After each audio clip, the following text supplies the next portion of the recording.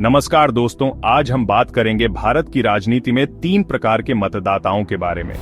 चुनाव आते हैं, नेता आते हैं, वादे किए जाते हैं, पर क्या आपने कभी गौर किया है कि आपका वोट किस आधार पर जाता है?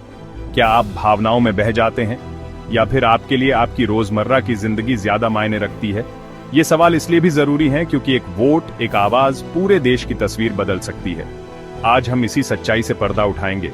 हम देखेंगे कि कौन है ये 3 तरह के मतदाता, इनके क्या हित हैं और आखिरकार इनकी भूमिका क्या है भारत के भविष्य को बनाने में। तो तैयार रहिए, क्योंकि आज हम आपको रूबरू कराएंगे उस सच्चाई से जो अब तक दबी हुई थी। सबसे पहले आते हैं वो मतदाता जिनके लिए विचारधारा ही सब कुछ है। इनके लिए देश, समाज, अर्थव्यवस्था सब कुछ गौण है। इनके लिए सिर्फ एक ही चीज महत्वपूर्ण होती है, अपनी विचारधारा का प्रचार और प्रसार।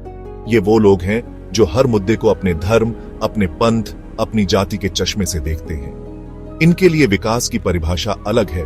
इनके लिए राष्ट्रवाद की परिभाषा नगण्य है। इनके लिए हर मुद्दा एक युद्ध का मैदान है, जहां सिर्फ जीत या हार होती है, कोई बीच का रास्ता नहीं। लेकिन दोस्तों, क्या सचमुच ये रवैया देश के लिए हितकर है? क्या विचारधारा के नाम पर हम अपनी आंखें बंद कर सकते हैं? क्या हम उन मुद्दों को नजरअंदाज कर सकते हैं जो हमारे देश की बुनियाद को कमजोर कर रहे हैं? इन सवालों का जवाब आपको खुद खोजना होगा, क्योंकि देश का भविष्य आपके हाथ में है और आपके फैसले, आपके वोट तय करेंगे कि भारत आगे बढ़ेगा या फिर अतीत के अंधेरों में खो जाएगा। अब आते हैं दूसरे प्रकार के मतदाता, जिनके लिए रोजमर्रा की जिंदगी ही सबसे बड़ी जंग है। ये वो लोग हैं जो महंगाई को मुद्दा मानते हैं किंतु टैक्स देने में कतराते हैं, जो निजी मानसिकता से ग्रस्त हैं, जो ईएमआई की जिंदगी जीते हैं और साकार को कोसते हैं। इनके लिए चुनाव कोई उत्सव नहीं है, बल्कि एक ऐसा मौका है जब वो छुट्टी मनाने जाते हैं। ये एसी कमरे में बैठ सरकार की नाकामियां गिनाते हैं, लेकिन सरकार की सफलता इन्हें नहीं दिखती।